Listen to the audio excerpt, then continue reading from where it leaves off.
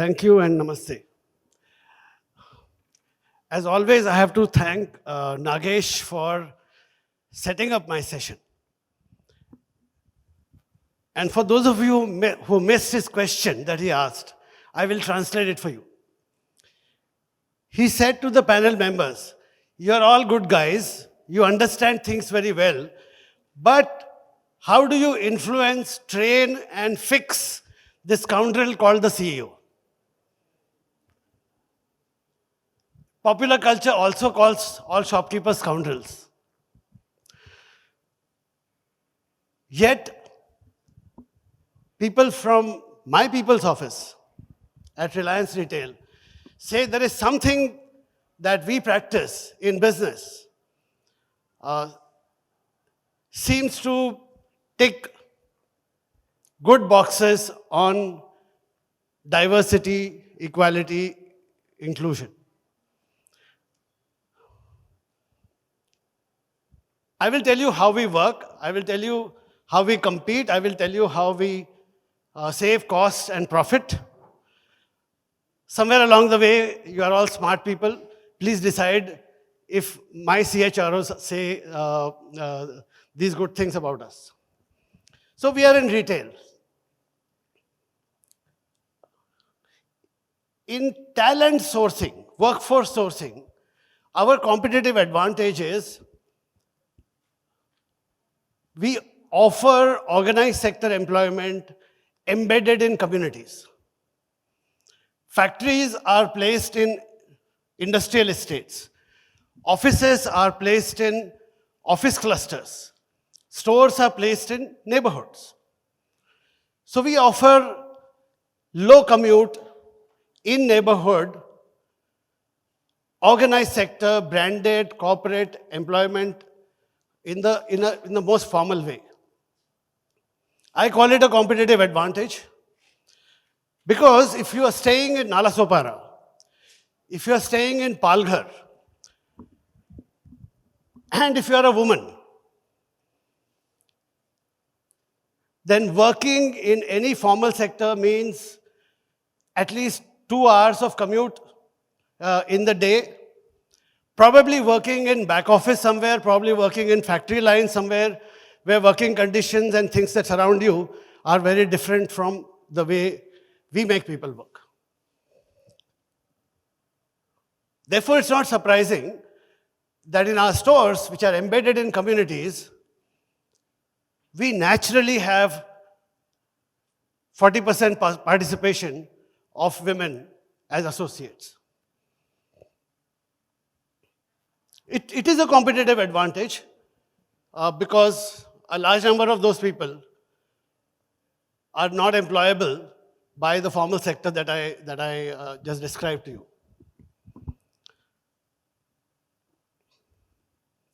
Second, retail all over the world for its associates operates at near minimum wage. And we all know that minimum wage employment in manufacturing or such sectors have working conditions that are very different. We offer minimum wage employment. It's hard work. Of course, it's hard work. We offer minimum wage employment in air-conditioned environment, where after wearing the uniform of my store, any associate of mine with any age, economic, social, gender, strata can look into the eye of any customer from any part of the society, and that my associate, the individual, and the uniform or the brand together can stand tall in front of anyone in society. So that's the working environment that we provide.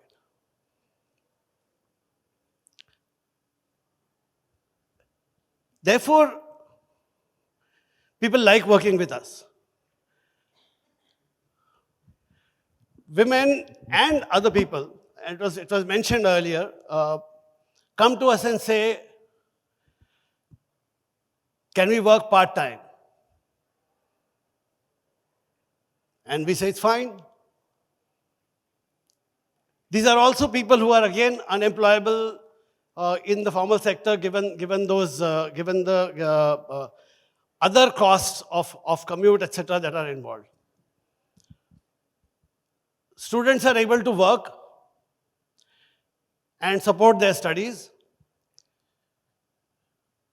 Women at different stages of their life journey are able to work and move back into the workforce. Our own full-time employees are able to take a break, partial break, yet keep the earning going, take a partial break, go back to studies, earn higher qualifications, and do better for themselves.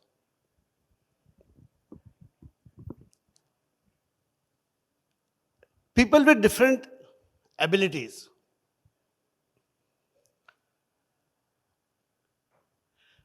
My learning, when we said we must include people of all abilities as part of our customer associate force and beyond,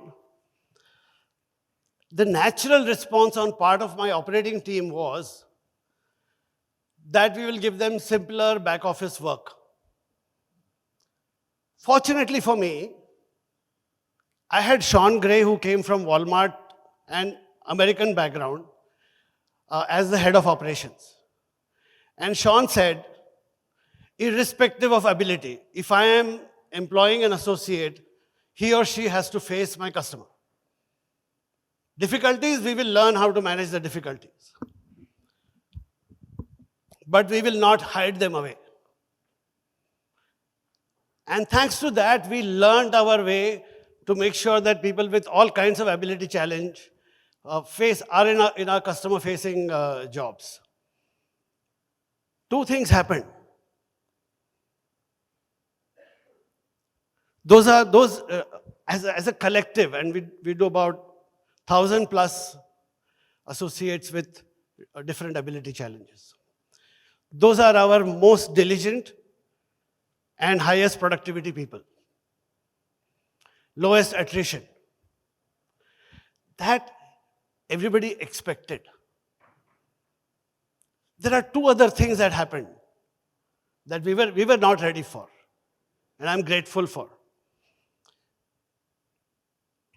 Because we placed them in customer-facing jobs, all kinds of awkward moments happened. Awkward, embarrassing, often chaotic things happened because the customers would not know the ability limitations of those individuals. What happened was how the rest of the team rallied behind these people. Explained to the customer, made the customer apologize and understand, and actually thank us and our store for having ability diversity. Over a period of time, so what it did to the camaraderie of the team to back one of their team members and rally behind them, built a better team for us. Over a period of time, the second thing kicked in. Because these were low attrition people, they were there all the time, we saw a change in behavior of our customers. Shoppers became more loyal, they took a liking to these associates, and they started loving our store and brand a lot more. Very good for business, both the things. It changes the culture, it changes the behavior of the rest of the team, and it changes the behavior of our own shoppers, are the benefits and upsides that we got, which is a strong payback to the business. Another part of what we do as everyday retail